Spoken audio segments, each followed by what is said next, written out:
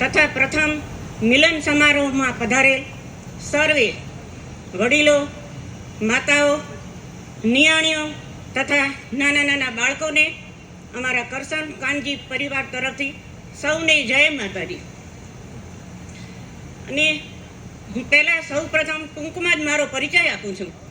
મારું નામ શાંતાબેન અને કચ્છમાં નાની હરલ અને હાલે રાયપુર, અને મારું પિયર કચ્છમાં વિરાણી છે અને હાલમાં સાણંદ છે. પોકારની દીકરી છું. અને બીજું, મને તો ખૂબ જ ખુશી થાય છે કે આપણે બધા ગામમાં 25 વર્ષ ઉજવે, કોઈ 50 વર્ષ ઉજવે અને કોઈ 75, પણ આપણે તો નવચંડી યજ્ઞનું આયોજન કર્યું અને આ પ્રથમ મિલનનું સમારોહ કર્યું. કેટલું સરસ આપણા ભાઈઓએ પુણ્યનું કામ કર્યું. આ જોઈને બહુ જ ખુશી થાય કે બધાએ અંગિયા ગામ, કાદિયા કે બધા સરે હોય ને આપણે તો કેટલા ગામના પરિવાર ભેગા થયા અને આપણો પરિવાર, અને આ પરિવારની ખુશી જોઈને ખૂબ જ ખુશી થાય છે કે આવા કાર્ય હંમેશા થાય. અને આ પ્રથમ મિલન છે, પણ હું તો કહું કે આવી રીતે 2 વર્ષે કે 3 વર્ષે પણ ક્યારે બી આવું મિલન કરતા રહો તો શું નાના બાળકોને બી ખબર પડે કે અમારો આ પરિવાર છે. મેદાન દાદાની તેને કોઈને ખબર નથી, પણ અમારા પોતરા 2 આવ્યા તો એના પપ્પાએ એમ કીધું, ના તમે જજો, આપણા દાદાનામાં જવું જોઈએ અને ત્યાં એકદમ મન લગાડીને કરજો, આપણે કાંઈ એન્જોય કરવા નથી આવ્યા, બાપાનું કામ છે.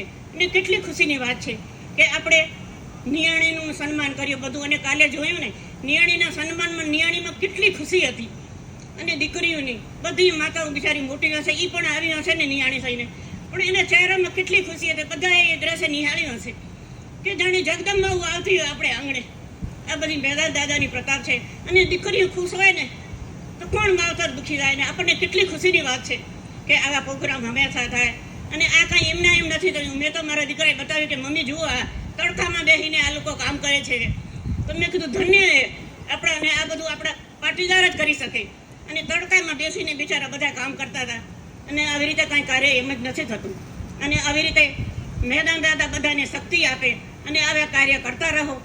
એવું બીજું વધારે કાંઈ નહીં બોલવું. અને બધા શક્તિ આપે. ને કાલે જ સંતો આપણે ત્યાં આવ્યા હતા ને, તો કેટલો સરસ મજાનો આ ત્રિવેણી સંગમનો વરસાદ વરસાવ્યો.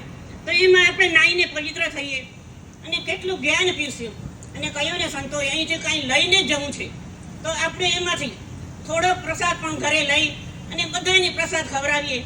અને એટલું જ મેદાન બાપા સાથે ને મા ઉમિયા પાસે પ્રાર્થના કરું છું કે આવા આપણા નાખરાણી પરિવાર કેટલો સરસ પરિવાર છે.